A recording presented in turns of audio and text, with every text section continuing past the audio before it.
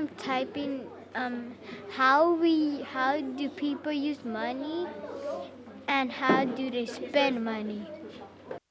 So these digital tools in the collaborative space will prepare my students for their future in, their later years in school and maybe even their future jobs, because they're going to be able to work collaboratively with other peers. I know that in upper grade, there's probably more projects coming their way. In middle school and high school, the kids engage in more activities, more hands-on, and I think that this is really building the kids to be able to take different roles and to work as a team to create a final product. In order from beginning to end. Determine what planning, research, and writing you need to do. Discuss questions such as who will write on the flow chart, who will make select the drawings, who will take notes.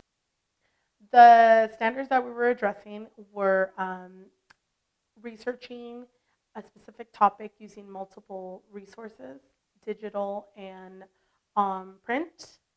Also, the speaking and listening standards, so kids collaborate online. Okay, for this group, I want you guys to go to Go/Wonders, and then I want you to find the story, A Life of a Dollar Bill. Thumbs up when you guys are there. Okay? So my routines to start the lesson after its whole class, the kids already know what grouping they're in, um, so it's very easy for me to say giraffe group, zebra group. You're going to be here, you're going to be doing here, and then I always have something for my group that's with the teacher.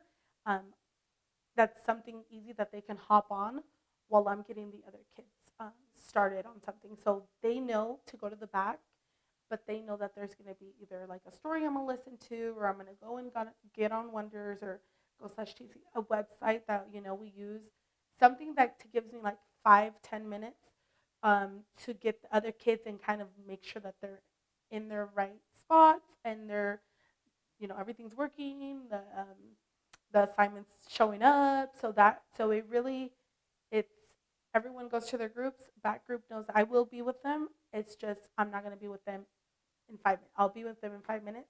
The other groups, I want them to get started, so that gives me time when I move away to really work with that back group, and I already know that those other groups already got started on their assignment. So it says, make sure we're looking at the computer, please. So it says, for this project, you and your partner will make a flowchart to tell where money comes from and where it goes. A flowchart shows information in order from beginning to end. Determine what planning, research, and writing you need to do.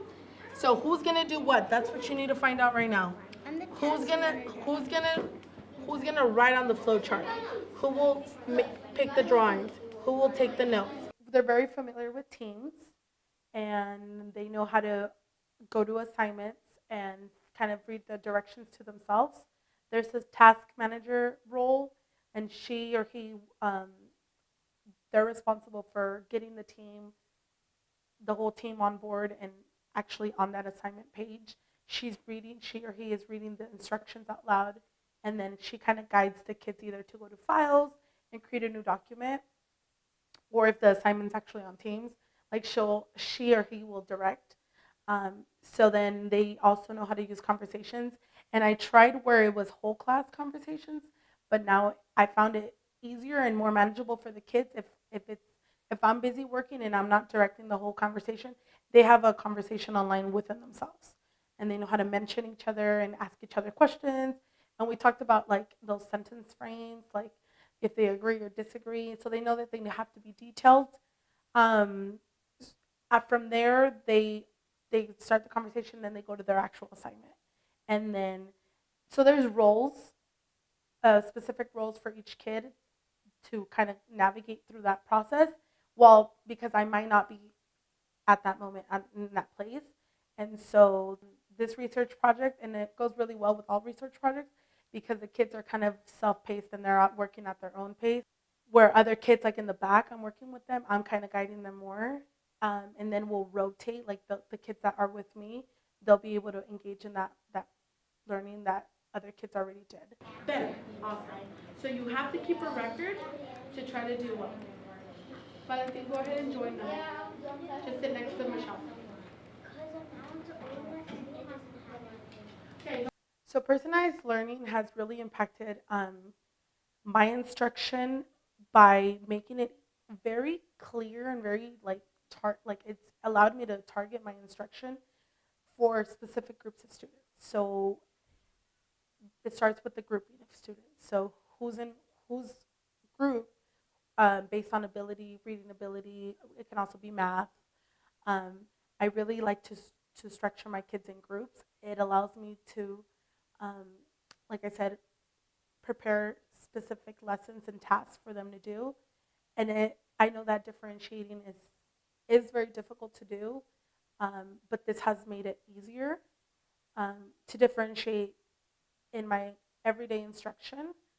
Just digital tools has made it so much easier to, if I want one group to work on a specific task and they collaborative and work together, they don't need me at their side, and where I might need to be working with a different group. So just the whole differentiating has really impacted my like everyday planning, and it also has impacted my student learning because they're getting what they need. So it really is clear.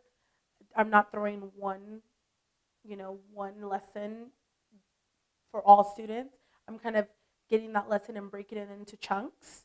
So it's my students are getting more out of my lessons than because I'm using these digital tools that allow me to move away from my whole class and kind of target specific groups at a time and kind of even like touch base with different students. So I might not be able to do that if I didn't differentiate and use these digital tools. I might not be able to get to every kid. So this really has helped me and them.